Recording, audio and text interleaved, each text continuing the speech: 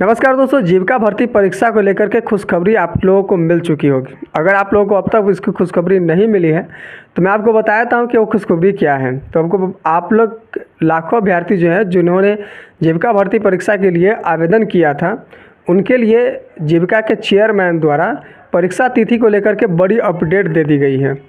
तो आप लोगों को पता होगा कि इससे पहले भी इसके भर्ती परीक्षा को लेकर के जो है इसकी मीटिंग चली थी। तो अभी इसका मीटिंग जो है वो इसकी फाइनल रिजल्ट जो है वो आ चुके हैं, यानी कि मीटिंग में जो क्या क्या बातें हुई है उनकी अपडेट जो है वो सामने आ चुकी है। तो आपका जीविका भर्ती परीक्षा जो है वो कब आयोजित किया जाएगा, इसी के बारे में आज के इस वीडियो हम बात करने वाले हैं। उससे पहले कुछ ऐसे सवाल है जिनके बारे में जानना काफ़ी छात्र जो है वो जानना चाहते हैं, तो उस चीज़ के बारे में भी हम बात करेंगे। पहला ये है कि आपके स्क्रूटनी की जो प्रक्रिया है वो स्क्रूटनी की प्रक्रिया कब खत्म होगी। क्या परीक्षा टीसीएस ही लेगा? टीसीएस अगर ले रहा है तो बेल्ट्रॉन के साथ क्यों ले रहा है? टीसीएस की परीक्षा, सबसे बड़ा सवाल यह है कि टीसीएस की परीक्षा जो है वो कब आपके जीविका की परीक्षा जो है वो कब आयोजित होगी, क्योंकि स्क्रूटनी की प्रक्रिया समाप्त होगी, उसके बाद ही आपकी परीक्षा जो है वो आयोजित होगी। तो इन सभी के बारे में आज की इस वीडियो हम डिस्कस करने वाले हैं। वीडियो पसंद आए तो वीडियो को लाइक और शेयर जरूर कीजिएगा। चैनल पर नया चैनल को सब्सक्राइब कर लीजिएगा। चलिए वीडियो शुरू करते हैं। तो पहले हम बात कर लेते हैं कि स्क्रूटनी की प्रक्रिया क्या होती है। काफ़ी छात्रों को पता नहीं है कि स्क्रूटनी में होता क्या है। तो आपको बता दें कि जिन छात्रों ने ऑनलाइन आवेदन किया, यानी कि आपने भी आवेदन किया होगा, तो आपने आवेदन के दौरान जो भी डॉक्यूमेंट आपने जमा किए होंगे, आपने जो भी इन्फॉर्मेशन जमा की होगी, आपने जो भी इन्फॉर्मेशन फॉर्म में भरा होगा, उन सभी की जांच होती है। यहाँ पे स्क्रूटनी में आपके जो भी आवेदन किए गए दौरान जो भी जानकारी दी गई है या फिर जो भी डॉक्यूमेंट जमा किए गए हैं उनमें मौजूद त्रुटि को देखा जाता है।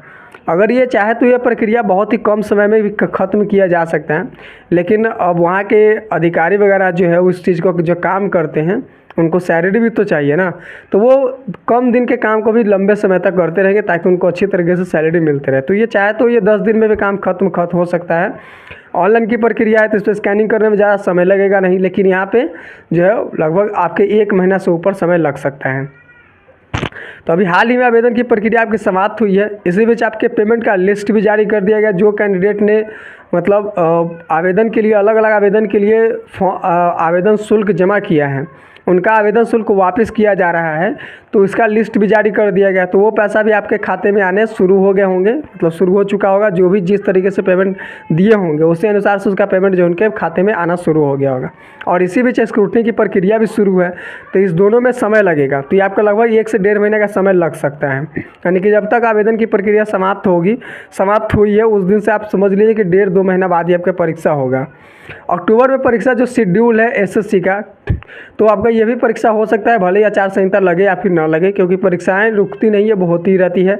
आपने देखा होगा कि रेलवे की परीक्षा भी नवंबर से शेड्यूल कर दी गई है। हालांकि इलेक्शन से पहले इलेक्शन के बाद है, लेकिन एसएससी की परीक्षा तो अभी चल रही है, जो टीसीएस ईडीक्यूटी के द्वारा आयोजित किया जा रहा है।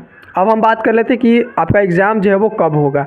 तो आपका एग्ज़ाम जो है वो अक्टूबर के प्रथम सप्ताह से अक्टूबर में आपका परीक्षा हो सकता है। अब लास्ट वीक मिड में नहीं बोलूँगा, क्योंकि अक्टूबर में ही आपका परीक्षा तिथि जो है वो घोषित होगा। उसी टाइम पे आपका एडमिट कार्ड वगैरह जारी किया जाएगा। अक्टूबर में कंफर्म है कि परीक्षा होकर ही रहेगा, क्योंकि जो प्रक्रिया है इधर का वो क्लियर हो जाएगा पहले ही। उसके बाद आपका परीक्षा जो है वो आपका शुरू हो जाएगा। और टीसीएस परीक्षा ले रही है तो इसमें कोई भी देरी नहीं होने वाला है और इसमें कोई भी गड़बड़ी आपके होने की संभावना नहीं रहेगी। अब टीसीएस परीक्षा ले रही है तो बेल्ट्रॉन के साथ क्यों ले रही है, अभी काफ़ी छात्रों का सवाल था, क्योंकि अभी यूडीक्यूटी जो भी एसएससी की परीक्षाएं ली है उसमें सभी में गड़बड़ी देखने को मिला है। तो ऐसा ना हो कि बेल्ट्रॉन के साथ टीसीएस जो है वो बेल्ट्रॉन को परीक्षा लेने के लिए दे दे और वो गड़बड़ हो जाए, लेकिन ऐसा नहीं हुआ है।